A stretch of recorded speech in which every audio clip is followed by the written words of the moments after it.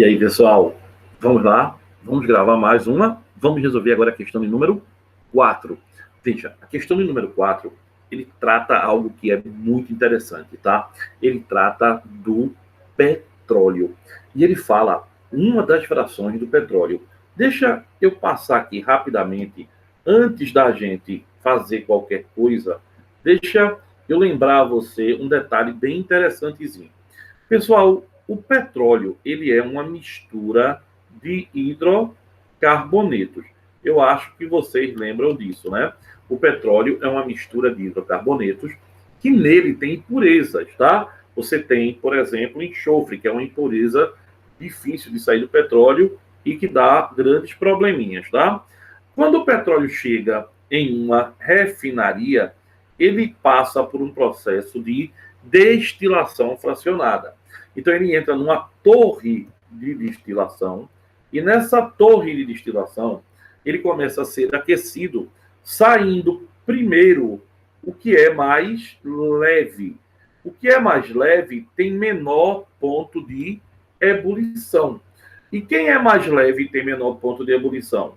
São os gases, tá? Os gases são a primeira fração do petróleo, pessoal. Quem sai primeiro são os gases. Daí você vai ter metano, que vai dar o gás natural, né? Ou então vai dar o que a gente chama de GNV, que é o gás natural veicular. Vai sair etano, propano e butano. Propano e butano a gente conhece principalmente porque o propano e o butano, eles são os componentes do GLP, gás liquefeito do petróleo, gás de cozinha, tá? A segunda fração que sai, a segunda fração é uma fração chamada de média, tá? Essa fração, diferentemente da primeira, o ponto de ebulição já está aumentando e é uma fração líquida. Então, nessa fração líquida aí, você vai ter gasolina, querosene, óleo diesel, óleo combustível, vai ter nafta, você vai ter uma quantidade enorme de produtos que você pode até usar na indústria e usa no dia a dia. A terceira fração, tá? É a fração sólida, que é chamada de fração pesada, tá? Ela é sólida, como eu tinha dito. Então, nela, pessoal, a gente vai ter, entre outras coisas, a gente vai ter a substância parafina, a gente vai ter no resto o lixo dele, o lixo do petróleo. O lixo é o que a gente conhece com o nome de piche. Esse piche que no final do ano passado estava aqui nas praias do Nordeste, não só do Nordeste, mas principalmente do Nordeste. Então, pessoal, isso aí é um processo físico chamado destilação fracionada do petróleo, tá? O petróleo, ele quando sofre a destilação fracionada, que é um processo físico, ele vai dar as suas frações líquidas, sólidas e a primeira de todas, que é a gasosa. Ele está aí, pessoal, falando do óleo diesel. E ele diz assim, ó, óleo diesel é definido como derivado do petróleo, constituído por hidrocarbonetos de 10 a 25 carbonos, com faixa de destilação comumente situada entre 150 e 400 graus, e que apresenta um conjunto de propriedades que permite a sua adequação, utilizada majoritariamente em veículos movidos por motores que funcionam segundo o ciclo do diesel. Aí, olha, tem um dado aqui que eu queria que vocês tivessem bem muita atenção. Que dado é esse? É isso aqui, ó. Quando ele fala que nesse pessoal aí, ó, estão os hidrocarbonetos parafínicos de cadeias normais. Quem são os hidrocarbonetos parafínicos de cadeias normais? São os, pessoal, alcanos, tá? Os alcanos.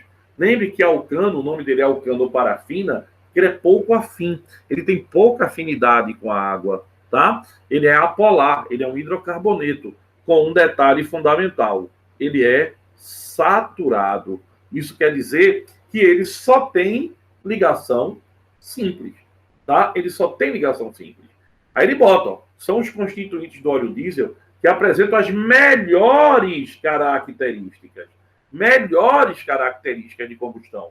E, inversamente, os aromáticos são os hidrocarbonetos menos desejáveis, por apresentarem baixa qualidade de ignição no motor a diesel. A pergunta da questão é, para que o óleo diesel apresente as melhores características, então vai ter que ter o quê? Vai ter que ter alcano saturado de cadeia normal, ou seja, cadeia que não tem ramificação. O que é ramificação? É quando eu tenho carbono fora da cadeia principal. Lembra? Então, se eu tiver, por exemplo, isso aqui, ó, é uma cadeia, né? A gente, na forma de traço, deve sempre representar em zigue-zague, porque o ângulo do hidrocarboneto, lembra da primeira parte da aula? Quando é saturado, o ângulo é 109 graus. Então, o ângulo do hidrocarboneto alcano, que é saturado, é de 109 graus.